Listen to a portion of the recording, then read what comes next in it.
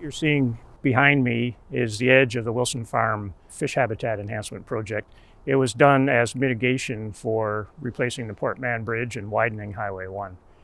And so we have three components of it. One is a tidal gate that opens up to let the fish in on high water, and then a deepened and widened channel, which is refuge for the fish.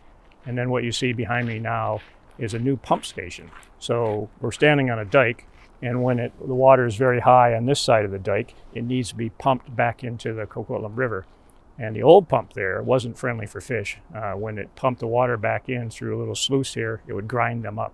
So it doesn't really, it's not really compatible for flood control and fish restoration when you have pumps like that. So this pump doesn't grind up fish, and we're very happy to see that. So we have a tidal gate here, and it opens and closes with the tides. And what it allows is the juvenile fish to get in when it's open into this habitat here. When you see habitat restoration projects, you quite often see people doing spawning habitat. It's the easiest kind of habitat to restore. So, you know, where a fish is going to spawn, you put in more gravel. But quite often, that's not what limits a population of salmon in a particular river or a particular area.